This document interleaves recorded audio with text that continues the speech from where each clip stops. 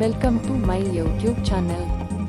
ತುಮಕೂರಿನಿಂದ ನಾವು ಆಟೋ ಮುಖಾಂತರ ದೇವರಾನದುರ್ಗ ಪ್ರಯಾಣ ಬೆಳೆಸಿದೆವು. ನಮಗೆ ಆಟೋ ದರ 350 ನೀಡಿದೆವು. ಬಸ್ಸು ಸೌಕರ್ಯವಿದೆ. ಬೆಳಿಗ್ಗೆ 10 ಗಂಟೆಗೆ ಹಾಗೂ ಮಧ್ಯಾಹ್ನ 1 ಗಂಟೆಗೆ. ನಮಗೆ ಬಸ್ಸು ಸಿಗಲಿಲ್ಲ. ಆದ ಕಾರಣ ನಾವು ಆಟೋ ಮುಖಾಂತರ ಹೋಗಬೇಕಾಯಿತು.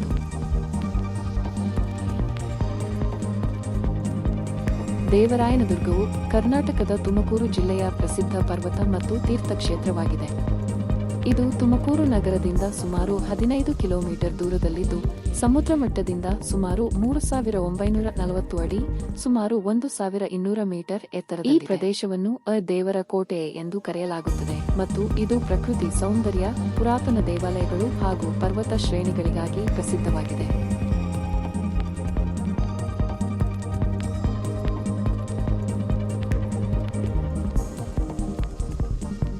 ಪ್ರಮುಖ ಆಕರ್ಷಣೆಗಳು: ಭೋಗ ನರಸಿಂಹಸ್ವಾಮಿ ದೇವಾಲಯ ಪರ್ವತದ ಕೆಳಭಾಗದಲ್ಲಿದೆ.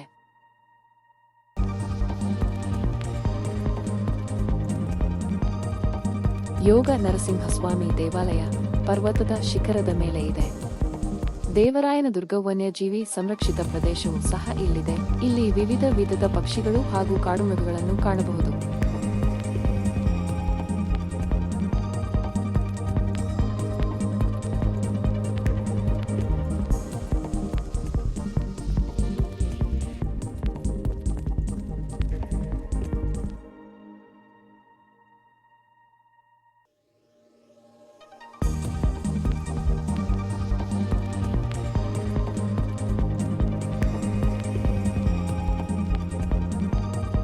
ಇದು ಟ್ರೆಕ್ಕಿಂಗ್ ಹಾಗೂ ಪಿಕ್ನಿಕ್ಗಳಿಗೆ ಜನಪ್ರಿಯ ಸ್ಥಳವಾಗಿದ್ದು, ಪ್ರಕೃತಿ ಪ್ರೇಮಿಗಳಿಗೆ ಅತ್ಯುತ್ತಮ ತಾಣವಾಗಿದೆ.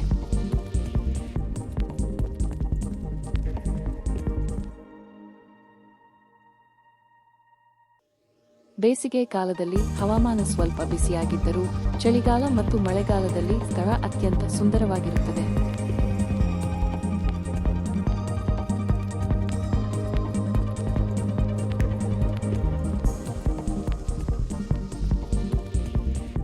ಇಲ್ಲಿಂದ ಪ್ರಕೃತಿ ಸೌಂದರ್ಯ ಸವಿಯಬಹುದು.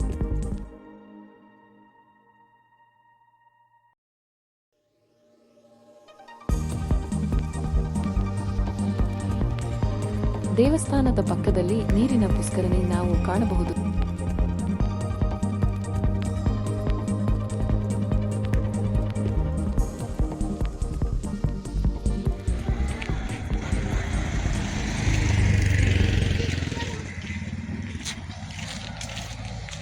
ಮೇಲೆ ಯೋಗನರಸಿಂಹ ದೇವಸ್ಥಾನಕ್ಕೆ ಹೋಗಲು ನಾವು 100 ಸ್ಟೆಪ್ಸ್ಗಳು ಹತ್ತಬೇಕಾಗುತ್ತೆ.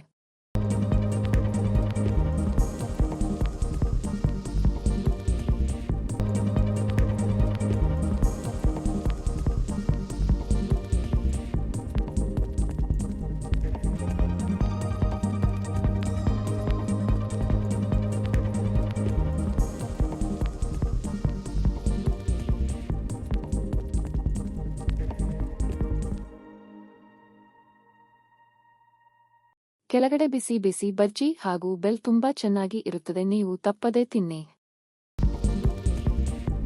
ನಾವು ದೇವರಾಯದುರ್ಗದಿಂದ 5:30ಕ್ಕೆ ಬಸ್ಸು ಇದೆ. ಆ ಮುಖಾಂತರ ನಾವು ತುಮಕೂರಿಗೆ ತಲುಪಿದೆವು.